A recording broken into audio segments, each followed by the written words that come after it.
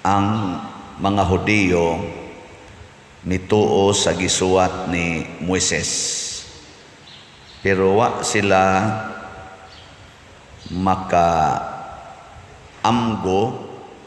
nga natuma na ang mga gisulat ni Moises o sa mga propeta. Pero mituo sila. Kay sige man sila basa sa Bible gani, gimemorize nila, hasta pagod ang mga lugar, hasta pang mga tao, gimemorize na nila. Kita, wa man ta ka-memorize na. Kinsa ninyo dinhi ang naka-memorize gyud sa Bible gikan sa Old Testament nga ris New Testament. Jutay ra kanang atong mga Catholic faith defenders, kanang mga debaters sa Bible nga naas lain-laing mga sikta, posible nga naka-memorize na sila.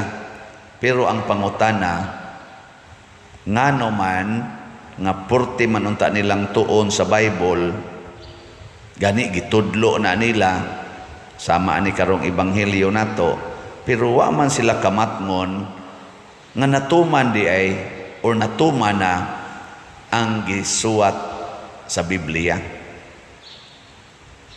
Para gud anang maingon ka moabot karon si President Marcos unsang orasa? Ingon padanglitan ba? Padanglitan lang ingon alas 9. Inigabot ni President Marcos, magsige lang kag ingon nga wa pa man moabot. Pero nanagod nag-speech na gani. Unsay imo itawag anang tawhana? Gasigi siya paabot ni President Marcos nga moabot, pero gatok na si President Marcos, gasigi lang gyapon siya paabot. Unsa may imong itawag ana niya? Ha? Sige, ligay mo tupad sa untay tawag nimo anang klase sa tao. Ha?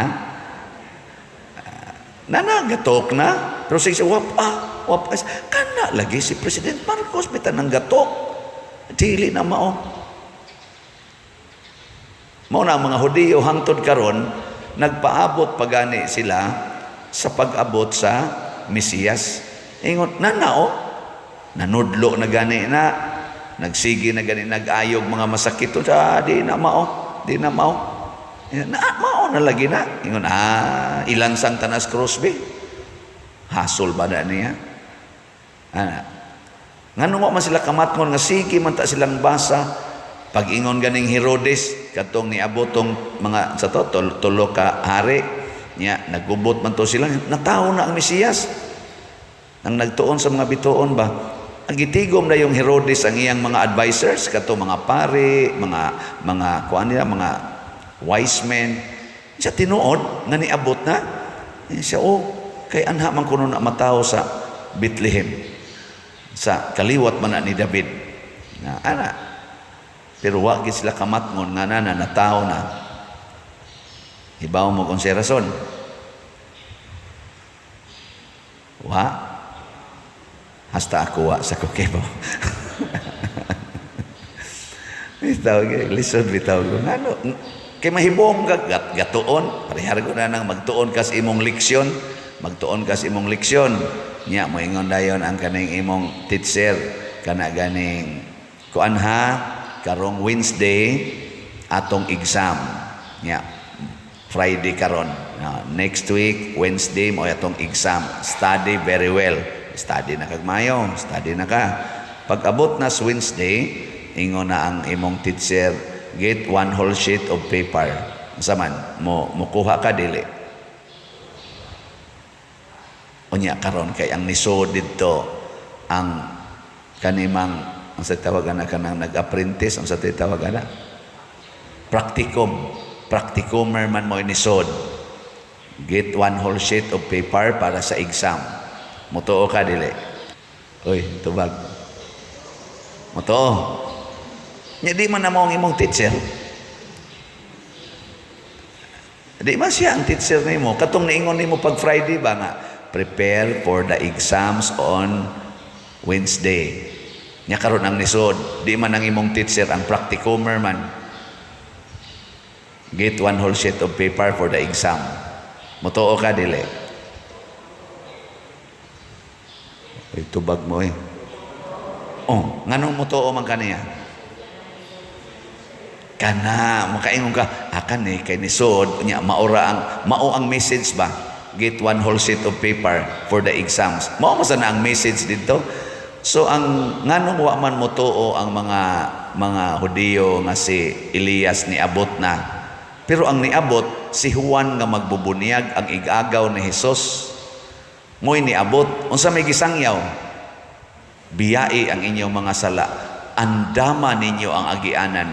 Unsa man say mensahe ni Elias? Matud pa ni Hesus ug mao say gitun-an sa mga Hudiyo, moabot si Elias aron andamon ang dalan, andamon ang katawhan sa pag-abot sa Mesiyas. Unsa man pag-andam? Biyai ang mga sala. Nya karon niabot dili si Elias katong Elias nga gida matud pas unang pagbasa katong gidaba sa chariot of fire. Ang niabot si Juan nga magbubunyag nga nagkaon lang og locust og honey didto sa kamingawan. Niabot wa gisakay og katong sa nga nana karwahe nga nagkayo. Awa sila mutuo. Didto man sila nakafocus sa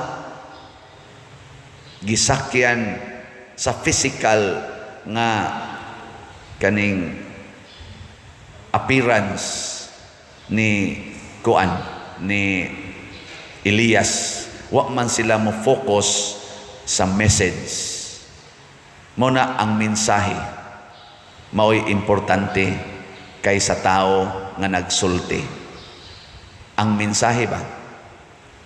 Muna was lang mo tuo pag-abot ni Hesus niingon man ang hari nga moabot og mo kuan buntugo niya ang tanan niyang mga kaaway og iyang balikon paghiusa ang Israel ug mahimo na kiningging harian nga dili gayud malumpag. Uy, pag-abot sa nag-ingon ako ang Mesiyas, wa man ka eskwela, anak man ni Jose ug ni Maria nga mga pobre, yati sa nun. Pero ningon si Jesus, tukuron ko pag-usab ang gingharian sa Dios dinhi sa kalibutan o gani miabot na kini. Di ba? Guban ninyong templuha, tukuron ko ni sa tulo ka adlaw. Uy, wa na sila mo to. Pero ang message, mao, ang naong mas tao ilang gitanaw. Pero kung karon god pananglitan, misa ta karon, ya maingon dayon nga manimba ta kay Father Siano mo misa karon. Sus ang nisod kay si Father Arnel man. Unsa man niya isulti? Uy, di man day Father Siano. Oh, di naka mulakaw nakangaton. Di man day Father Siano, uli lang tao eh. Unsa may message nga dadon dire? Ang misa,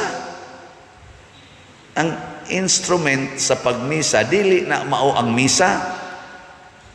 Ang misa, mao ang giselebrate sa instrument. Ano mag-agad magkasnaong sa gamisa? Ngarong pananglitag na insultuhan kang Father Siano, nakasabaan ka, inigsunod ni mong simba, yan nasa ni buang-buang ay, di na kong simba. Nga naman, kayang imong gisimba ang instrument, dili ang misa. Parehara ko na igabot sa imong bana, hubog kayo. Sa may imong isulting? Ha? Animal, nga nung kahubog-hubog man ka? Hiingnan ti kang ay paghubog-hubog. Buang-buang ka. Wa ka kahibaw, nga kana din iyang kahubog, mauna din na ang katumanan sa imong gisaad sa simbahan nga sa kasakit o sa kalipay. Nalimot ka nga ang kasakit o ang kalipay imo din ang gisaad. Lipay ka katong ni uli nga dili hubog, karon gisakitan ka kay hubog. Pero mao din ay katumanan. Kung nakakita pa lang unta ka, maingon dayon ka, salamat Ginoo, natuman na gyud. Unsa man ang kasakit. Kay gahapon kalipay man to, kay tarong man kaining naglakaw, karon na kamang nas kahubog, kasakit na ni. Di ba? O niya, kay pagpangutana ni mo sa iyang kwarta, wa na may kwarta, nakautang pagyod sa iyang giinom. Porti ni mong sukwa, buwagan ti ka, irresponsable kang animala ka, irresponsable ka. Pero nalimot de ka, nga natuman sa detong imong saad, nga niingon ka, sa kahamugaway o sa kapitos. For richer or for poorer. O karon kay wa na may kwarta di, poorer. Katong ni aging buwan, ni rimit magdako, richer. O, di ba? Pila ra may pag-ingon, natuman na. Oh, di ba? Nya masuko pa ka sa imong bana nga nangutang. Dili, magpasalamat ka. Dong believe jud ko nimo. Gigamit jud kang instrumento sa Ginoo aron matuman ang akong gisaad nimo 14 ka tuig ang milabay. Ingano man karon pa jud ko ka experience nga wa na gitay malungag. Poorer. Di ba? Salamat mingon sa dang imong bana di ay sayon dayoy. Guol bi ako nga wa na kay gikaon. Mingan ka sana all. Di pagsunod ana din agyon mo ang imong bana magmatngo na to siya. O di na nasan mo gitawag og better. Di ba? Di na sad worse. Onya karon kay na stage 3 cancer man ka. Unsa may mo isulti?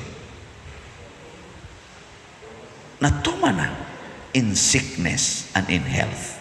Di ba? Sickness naman ron. Unya kay ni stage 4 man pagkasunod buwan, mingon dayon ka, hapit na matuman. Unsa man? Till death do us part. Oh, di ba? Nganong magratol-ratol pa man ka dito, siging pakimo, siging padialysis, nga hapit naman mo abot. Nya usahay ra ba wata kahibaw ani maratol to. Hala stage, hala. Naday gibutang diha nga di ko mas stage 4 kung 30 anyos pa ko. Age doesn't matter. So ayaw pagpilo, hala ka bata pa, ayaw, kaya ako pa kayo na siyang mission sa kinabuhi. Nga naman ka na mga tiguang galisod o lakawa na mission. Ikaw ragay doon na mission. Nya ka nang ga, kadaghan na din yung mga tiwasunon, mga mga sa'yo kayo magrosaryo. Kahimo ka ng misyon na. Lisodoy, di ba? Mao na nga ayaw pag ang importante natuman ba ang mensahe? Mo bitan nang maingon sila nako, Padir, natuman na ba nga matapos ang kalibutan kining ato karong nakita nga mga signs mauna ba ni siya? Nako, focus sa message. Niingon si Kristo kung mahitabo na ning tanan, duol na. Pero wala pa. Duol na. So duol lang. Yung sa unya pa dir kanus ama day matapos nako inig hunong anang imong ginhawa tapos ng kalibutan. Unsa kinsa pa may mo paabot kun wa na ka maginhawa. Unsa halala pa dir ayo simbako sad pa dir simbako nako oy kana diha ka nalipat kay nagsigi kag tan-aw nga mapawong ng adlaw wa ka kahibaw nga inig kapawong des imong mata sa imong panan-aw ug hunong ana imong ginhawa natuman na ni end na ang kalibutan. End of the world na. Kay di naman ka maginhawa, unsa pa may world nimo? Nya kanus ama na mo abot matud pang Kristo, sa takna nga wa nimo paabota. Karon kinsa dinhi ang nagpaabot nga mamatay siya taas ang kamot. No nay usa, kana di na makalitan. Hinaot unta karong hapon wa na siya. Ang uban wa magpaabot. Simbako pa din simbako. Wa man ka magpaabot, di sad ka kakita sa iyang pag-abot. Naagani nagpaabot, nagstudy gyud, pero ang ilang gitan-aw base ra sad sa ilang rason, wa sila motuo. Ang message mga igsoon nag-ingon si Kristo, paabot mo. Mo nang niingon tas atong salmo, sa to, pabalika kami kanimo, pasabot anha mi mo balik sa imong mensahe, pakitaa kami sa imong naong ug maluwas kami. Kanus man ipakita ang naong sa Ginoo nato? Ipakita niya inighunong sa atong ginhawa. Mo na karon pagbantay-bantay mo basig usa ninyo mo end na ang world. Now, mo na samtang wap amo end pamalit mo slat. Ngano man kay kada nimo palit og slat natuman dayon ang plano sa Ginoo nga nag-ingon ibaligya ang tanan nimong katigayunan ug ang halin ihatag ngadto sa mga kabos. Kabos kay atong simbahan karon nagkinahanglan og daghang slots nga paliton aron matukod ang kumbinto. Kabos ang atong tumong niini karong pagbaligya aning ikhak nga tag 100 pesos per slot para aning buwan sa Disyembre. Ipanghatag nato sa mga 3,000 ka mga kabos nga mga pamilya dinis atong parokya aron sila makatagamtam o gamay ka kalipay. Mo na inigpalit nimo aning ikha nga 100 per slot, idad ko halad alang sa kabos natuman ang sugo or nakatuman ka sa sugo ni Kristo nga unsay inyong buhaton sa labing ubos mo'y inyong gibuhat nako. Nakatuman sa kas pag-ingon ang imong kwarta ihatag ngadto sa mga kabos. Di ba? Unya kay di man ka mo palit kay imo mang ipariban sa imong buhok. Imo mang ipalit og bag-ong set sa mga make-up katong mga lipstick para pa ana-ana sa pilok, ana-ana para pamadlis ang imong kilay. Nakatuman ka ba sa sugo sa Ginoo? Ugwa ayaw idayon. Sige, manindog na ta katong gustong motuman sa sugo sa Ginoo.